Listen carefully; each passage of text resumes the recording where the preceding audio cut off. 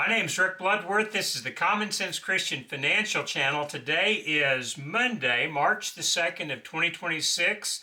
Silver right now is trading at about $89 an ounce, and it has been all over the board today. It opened up at $93.66. It's been trading as low as $86.45 and as high as $100.13. And so we're still in this range that we began looking at about, just a couple of days ago, that has the low of the 23rd of February at 84.52, and then just this psychological barrier of $100 an ounce. And we saw last night when the market opened up after we started bombing Iran a day earlier, we saw that the market did respond to that initially, but then it sold off, and it sold off fairly sharply.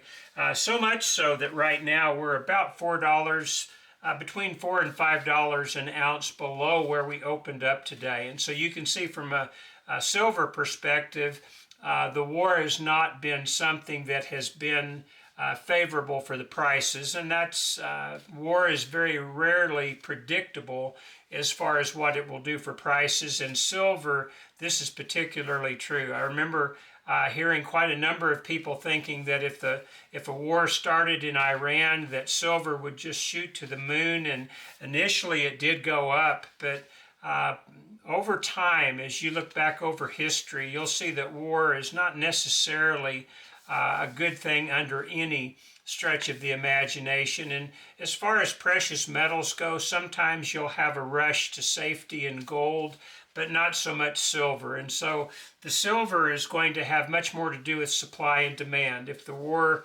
looks like it's going to be a fairly active war with lots of bombs being dropped and lots of silver being needed in the production of these munitions, then you might see the supply and demand picture on silver start to push it up a little bit. But there are other ramifications of war that have a way of dampening other economic activity.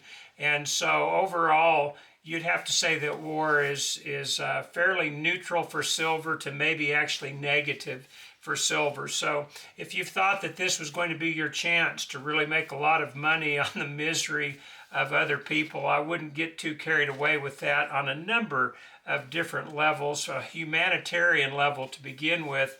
But as far as silver being something that really takes off during times of war, it is true that it can advance in a moderate way during times of war, but for the most part, silver really doesn't react much one way or another, other than just the day-to-day news. And so what you will likely see is silver kind of being a yo-yo right now.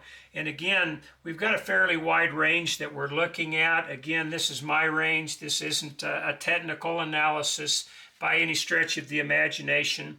I just went back a week and saw what the low was, and knowing that $100 an ounce is a psychological barrier, or a bit of one, that made sense to just put that up at resistance. And so far, we're trading, maybe just a little bit in the lower part of this range right now. So maybe this will help to keep an eye on things. If we're trading in this range, I wouldn't think that we're really breaking out to new highs, nor would I think that we're going to just be breaking down in the price structure unless it starts to head below 84. And if it does that, then 70 is going to be your next level to keep an eye on. And then if it breaks 70, well, we could have a ways to go. But if it breaks $100 an ounce and keeps on going, then obviously we're going to be looking at the next leg in our bull market. So I just thought I'd give you some thoughts maybe on not only where the silver price is right now, but why it's where it's at,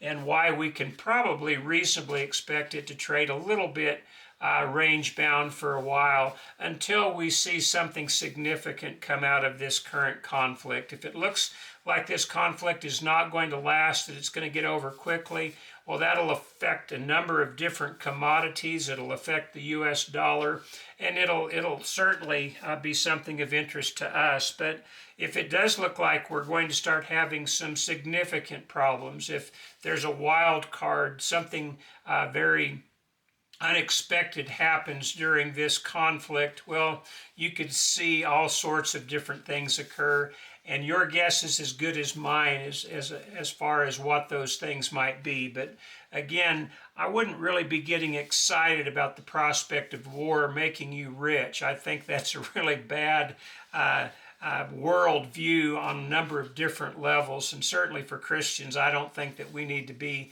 rejoicing at other people's pain. Now, as far as whether or not this is a moral war, as far as whether or not the people that were currently in power in Iran were decent people, I don't think anybody would argue that. And I'm not suggesting that this was not the right thing to do.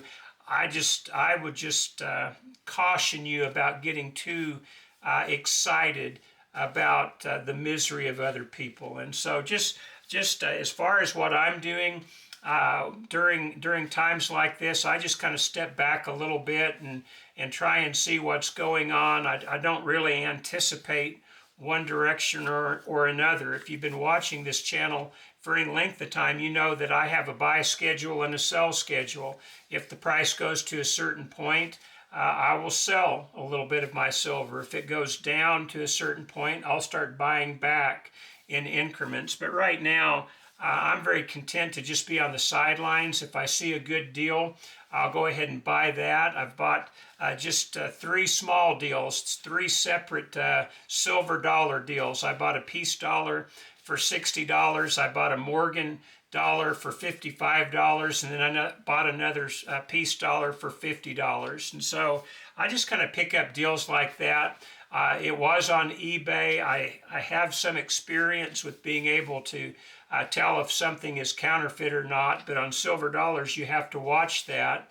And certainly when they come in, I'll look at them pretty carefully and make sure that they are genuine. But again, I'm not buying an awful lot right now. I'm not selling anything either, and don't have any intention of selling anything for quite some time. I sold when the price got up to 120. I didn't achieve that price. The highest price I got was $105, $106, but I've already hit those sell levels, and so I'm just kind of sitting on the sidelines right now. One thing I do want to point out today is I'm going to stop reporting on the COMEX activities.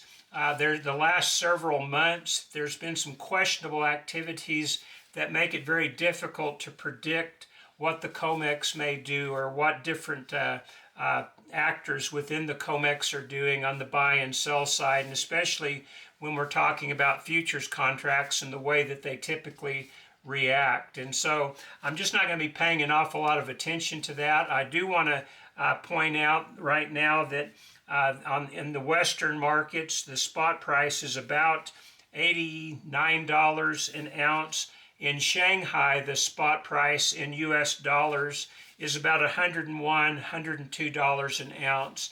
The last I looked, there was a $12.76 spread between the Western market spot prices and the Shanghai market spot prices. And so obviously there is some opportunity for arbitrage between those two markets, people buying on the Western exchanges and selling on the Shanghai market.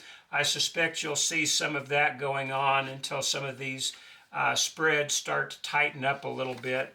I realize there's some unique problems that are involved with things like that, but people who deal with that kind of money know what the problems are, and if they want to do arbitrage, they're going to do arbitrage whether you or I think it's a good idea or not. But right now, about a 14.5% difference between the spot price on the Western markets, which we'll just say are basically the London market and the New York market, the LBMA and the COMEX. Those would be the Western markets. The spot's around $89 an ounce. And over in Asia on the Shanghai, the spot's about $101, $102. So that gives you an idea where silver is trading at. Certainly, I'm from America. I'm going to be buying based on the lower prices, so I'm not going to be looking at Shanghai's prices and purchasing based on that, at least not until there's a significant change as far as the price structure in America. But again, that's where we're looking at today. I do want to bring some premium updates to you today. I've had several people requesting that, and it has been a while since I've done a premium update. And so I'm looking at four basic companies.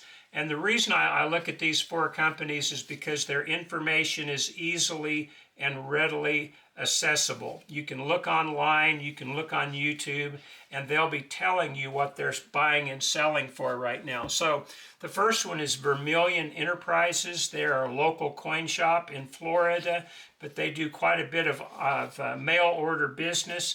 And so these prices will be prices that you can take advantage of if you deal in amounts that are probably $2,000 and above. And so right now, we've got four categories.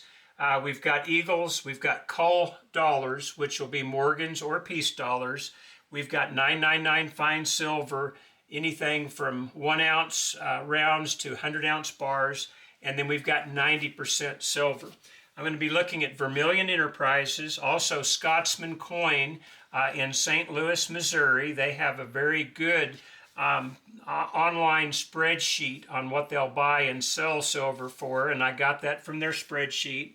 And then there's SD Bullion, a very large online company, and JM Bullion, also a very large online company. And so here's what we're seeing right now.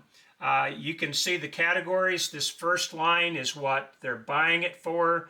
The second line is what they're selling it for. And the circled number is going to be the spread. And so right now, U.S. Silver Eagles, Vermilion is buying at them spot plus $1, selling them spot plus $4. So a $3 spread on Eagles. Scotsman Coin is buying $1 back of spot, and they're selling for $8 over spot, so they have a $9 premium on Eagles. SD Bullion is $4 behind spot. They're selling for $12 over spot, so they have a $16 an ounce premium on Eagles. And JM Bullion is $7 behind spot right now and $14 ahead of spot buying, so they've got a $21 premium on their Eagles. And so you can see Vermilion has a buy-sell spread of about 3-4% right now, a very fair spread. Scotsman Coin is not a bad spread either. It's still under 10%, and then you can make up your own mind on SD Bullion and JM Bullion.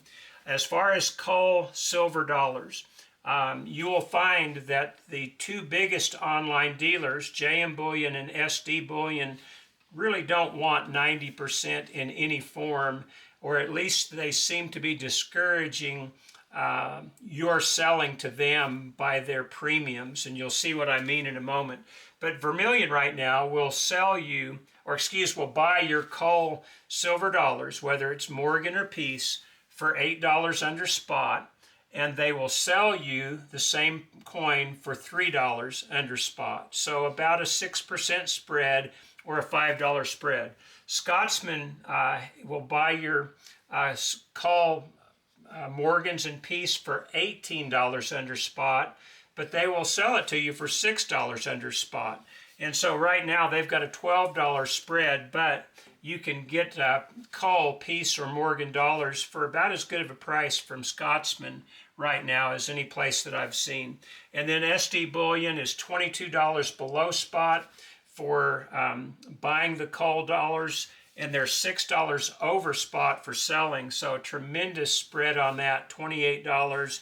That gives you an idea that they're really not interested in 90% silver. And the same thing, JM Bullion, $22 under spot for a Cull silver dollar, and they'll sell it to you for $1 over spot, and they've got a $23 spread on that. Now, 999 silver, this is one that seems to have enjoyed pretty good demand. Vermilion is buying it at $4 under spot and selling it at $1 under spot, so just a $3 spread. Scotsman Coin buying it at $5 under spot, selling it $3 over, an $8 spread, not a bad spread. SD Bullion, buying it at 9 under spot, selling it at $5 over spot, so a $14 spread. Still kind of a high spread, but compared to what they'll give you for 90%, it's not bad. And then for JM Bullion, they'll buy your 999 at 14 under spot and sell it to you for 7 over spot, a $21 spread. And then 90% silver, U.S. constitutional silver. This is pre-1965 U.S. coins, half dollars, quarters, and dimes. Vermilion will buy for $14 under spot and sell at $9 under spot. So a $5 spread, just a 6% difference, very fair. Scotsman buying at 17 under spot, selling at 7 under spot, so a $10 spread. Again, that's fairly reasonable as far as a spread that will allow them to make their profit and keep their lights on. SD Bullion, 20 below, spot on 90%, $3 above for a $23 spread. JM Bullion, 26 below spot, $2 below spot for selling because they're running a sale right now, so a $24 spread. So what do we see? We see that the big dealers really don't want your 90% right now. They're having a hard time unloading it, and so they're really not giving you a reasonable price for it. They'll sell it to you for a halfway decent price, but certainly if I was going to be buying silver dollars, I'd buy them from Scotsman right now, and if I was buying anything else, I'd probably be buying from Vermilion if I was going to be buying over $2,000 at a time. And so this will give you an idea of what's being bought and sold in the premiums right now. Again, the premiums are not overly favorable at the moment. We have had another liquidity, not really a crisis, but something of a liquidity crunch amongst the coin dealers and the wholesalers right now. And so the local coin dealers are pretty much having to do everything in shop, in-house. And so if their buys and sells are at equilibrium, well, then they're not going to be too hurt with real big price movements. But if they're not, if they're taking in a lot more than they're selling, well, you can see where that could be kind of dangerous. And right now, I looked at a video, I think, a couple of days ago by Vermilion, who said that right now they're buying about 10 times the dollar amount that they're selling right now. And so he said, look for the liquidity to continue to get worse than it is right now, and look for the premiums to widen even further than they are right now if this continues. It may not. We've seen it turn on a dime before this year after a $45 high to low spread one day on the COMEX, and so we can see things turn around in a hurry. If we have something such as a drastic sell-off, then you may see the liquidity start to get better again, where the coin dealers are selling a lot more than they are now. But until that point, the dealers are pretty skittish. And so I would really be focusing more on peer-to-peer sales. And by that, I mean if you've got family and friends that you know, that you trust, that maybe they're wanting to sell a little bit right now, and maybe you're looking to buy a little bit right now, but you both don't want to get involved with a $25 spread on the premium, well, just get together for something that's fair for the both of you and just have a peer-to-peer transaction. That's probably the most painless transaction you can do. You typically don't do it by mail. You know the people, you know that they want to treat you fairly, and so this is a good transaction. So we may need to be going more and more to this for a while until we get past this liquidity problem that we've got right now. And it is a problem. The nice thing about it is a problem at higher prices. So if you bought silver during the last couple of years from anywhere from $20 to $30 an ounce, and right now you have to take a hit on some of that silver at $20 an ounce, but silver's selling at 90. Well, if you bought it at 20 and you have to sell it at 70 and only make a $50 an ounce profit, that's just too bad, but sometimes that's the breaks in life. My point is, it's just not that bad at all. And if you're like me, if you really are buying silver primarily for the insurance point of view, or the insurance factor, because you know we live in an unsettled world, you don't trust the current monetary system, you don't trust the current sovereignties around the world, and you just want something that maybe they can't stick their nose in very easily. And so if you're doing it for that reason, then by all means, just continue to buy as you see fit. If you see a good bargain, go ahead and pick it up. If you're on a dollar cost average schedule, go ahead and continue to do that. If you have a long time horizon, you're not planning on doing anything with your silver for 20 or 30 years, well, then this is not a problem right now. Wars come and go. Economic crises come and go. Liquidity crises come and go. Just go ahead and go about your business and do what you've always done. My wife and I did this for quite a number of decades, and we really have reaped the benefits of having done so. So just don't get too carried away by all this. I certainly wouldn't be putting extra money into the market right now that I wasn't planning on buying at this moment anyway, especially if you think somehow you're going to profit off of a war. Very few people are able to do that except for governments and speculators, and hopefully we don't fall into either of those categories. So slow and easy, slow and steady is a good pace. And if you're gonna, if this is what you're in it for, is just for savings, then this time, these sorts of times shouldn't affect us that much.